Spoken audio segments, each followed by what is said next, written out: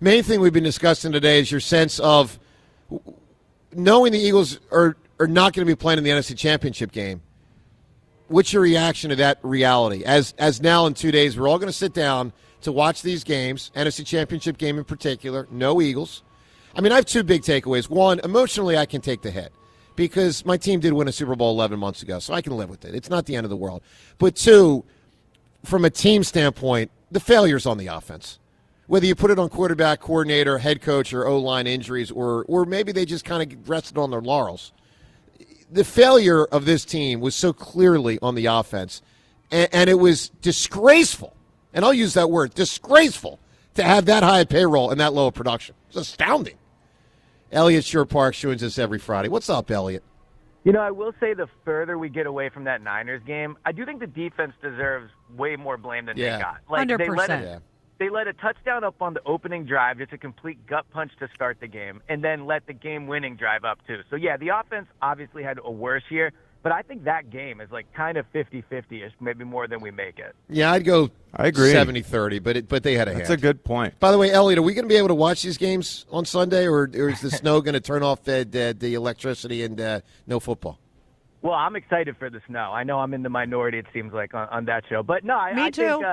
think Me too. Well, I'm the only one who's not excited. Everyone else, you guys are all me and excited. James fighting on the pod about it. But I do wonder how it impacts the Eagles' coaching search. Like, it's going to be tough to travel, Sunday, Monday, if you want guys to come in for interviews. So, maybe they could kick it back even. So is more. that Eliot, does that worry you? I mean, What? the longer this goes on, does that put us at a greater disadvantage, Eliot? The last several years when we've had success, it's felt like we were at a disadvantage because the other teams had first dibs on the coaches, because we were still playing.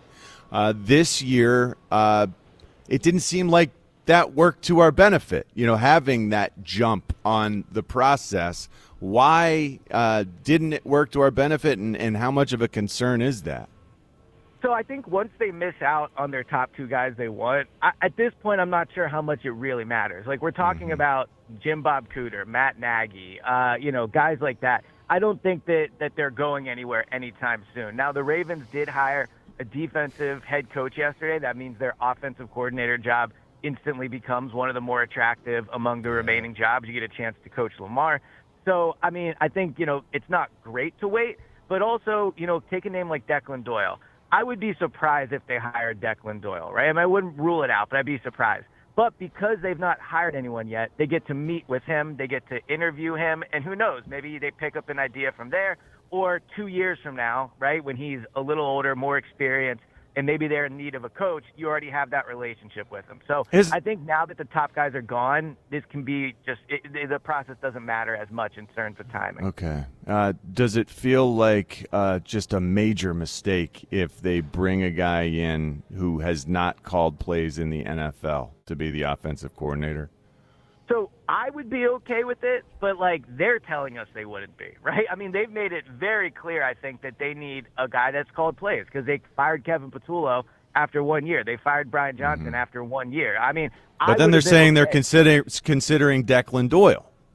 Yeah, but I wonder how much of that is just getting to know him and, a feeling out process as opposed to seriously considering him. I mean, again, he could get it, right? Because I think the benefit of a Declan Doyle would be you have a job here, right, that you can recruit someone with, and he is one of the up-and-coming young minds in the NFL. Now, obviously, though, the major problem is he's never called plays. So, Right. I think after firing the last two first-year play callers you had, I think it would be a very flawed process to do it again. That's interesting, yeah, Eliot. It's almost like if they don't want him now, maybe they interview him for 2 to 3 years down the line when the next guy fails.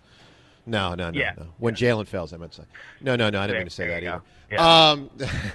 Eliot, there's a lot of theories floating around of why the Eagles couldn't get top guys that they wanted. Which theory do you think holds the most validity? So I think the top reason they didn't get the guys they wanted is because when you are in a position of power, which is what Dable is in, Mike McDaniel is in, they can pick and choose where they go. you can create your own freedom in the new job you go to, right? Like Dable can go to Tennessee and pretty much do whatever he wants. Mike McDaniel can go to the Chargers and to a certain degree do whatever he wants, right? Obviously Herbert's been in the league for a while, but he will run the show there. No candidate was going to run the show here. This idea of full autonomy, I just don't think was ever true, and the candidates knew that. You are coming to a team that has a way they've done it that's been extremely successful. Like, are they willing to try it for a few weeks in training camp and see how it works out? Sure, I think they might have done that. But week 2, if they're 1-1 and the offense is struggling or whatever, like, they're going back to what has worked for them. So when you have an offensive head coach that has won a Super Bowl and a quarterback that has won a Super Bowl, I don't think that if you're Brian Dable or Mike McDaniel, you get to come in here and completely dictate what you do. And when this is a huge opportunity for you, you want to go somewhere where you'll have the most freedom.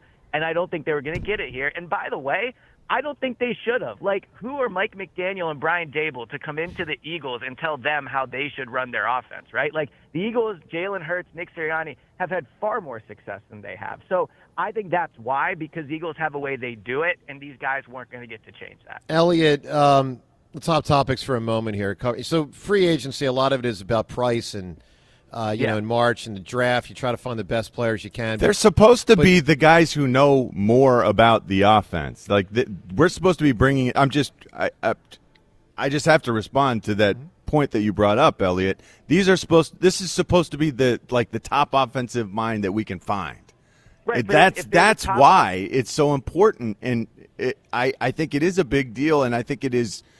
Man, it should be such a major focus to find that mind that will be ahead of the curve.